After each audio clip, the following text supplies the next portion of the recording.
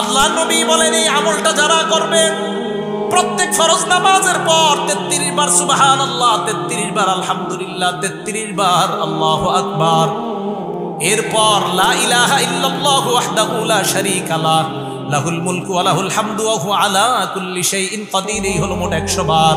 আল্লাহ নবী বলেন গুফিরাত লাহু খাতায়া ওয়া ইন কানাত মিসলা জাবাদিল বাহরি, সমুদ্রের ফেনা পরিমাণ গুনাহ হলেও আল্লাহ মাফ করে দেয়। সমুদ্রের ফেনা পরিমাণ গুনাহ আল্লাহ মাফ করে দেয়। তো এটা কিন্তু একটু বড়। আরেকটা ছোট আমল আপনাদেরকে শিখাই, বুখারীর বর্ণনা, যেটা আগে বলতেছিলাম 6405 নম্বর হাদিস। আমার সাথে বলেন সুবহানাল্লাহি ওয়া বিহামদিহি, বাস শেষ আর না, বলেন সুবহানাল্লাহি ওয়া বিহামদিহি, এতটুকু। قال رسول الله صلى الله عليه وسلم من قال سبحان الله وبحمده في اليوم 100 مرة, আল্লাহর নবী বলেন সুবহানাল্লাহি ওয়া বিহামদিহি প্রত্যেক দিন যদি কেউ 100 বার পড়ে, কয়বার পড়েন তো আপনারা? কি বাস একটুকুই, সুবহানাল্লাহি ওয়া বিহামদিহি কয়বার নিয়মিত? 100 বার। হুত্তাত খাতায়াহু ওয়া ইন কানাত মিসলা জাবাদিল বাহরি, সমুদ্রের ফেনা পরিমাণ গুনাহ হলেও আল্লাহ মাফ করে দেন। এটা 100 বার পড়বেন প্রত্যেক দিন, যে কোনো সময় 100 বার পড়লে আল্লাহ মাফ করে দিবেন। মসজিদে গিয়ে বসে রয়েছেন, কাজ নাই, এখনো 20 মিনিট 15 মিনিট বাকি আছে, এগুলো পড়েন বসে সুবহানাল্লাহি ওয়া বিহামদিহি, আপনি 100 বার পড়েন। আবার এটা বাড়ায় যদি আরেকটু পড়েন, আরো ফজিলতের কথা আসছে বুখারী শরীফের শেষ হাদিসে, সুবহানাল্লাহি ওয়া বিহামদিহি সুবহানাল্লাহিল আযীম। এটা যদি বাড়ায় পড়েন আপনি, নবীজি সাল্লাল্লাহু আলাইহি সাল্লাম বলেন এই দুইটা আল্লাহর কাছে অনেক প্রিয়। খাফিফাতানি আলাল লিসান, মুখে বলতে অনেক সহজ।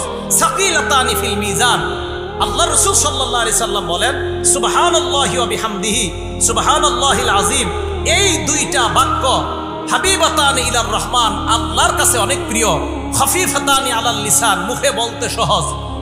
সাকিলাতানি ফিল মিজান, মিজানের পাল্লায় ভারী হয়ে যাবে। ভাই আমলটা করবো তো ইনশাআল্লাহ।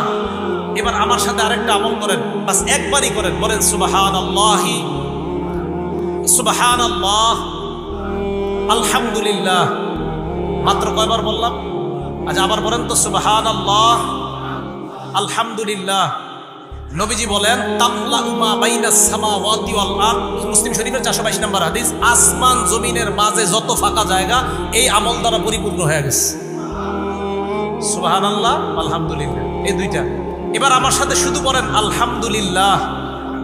আবার বলেন তো নবীজি কোনো সংখ্যা বলে নাই, শুধু বলছে একবার যদি বলে আলহামদুলিল্লাহ, পড়েন আলহামদুলিল্লাহ। তামলাউল মিজান, মিজানের পাল্লা ভরে গেছে। এই আমল আমি আপনি না করলে কে করবে? তাহলে 11 নম্বর উপায় গুনাহ মাফের জিকির করা।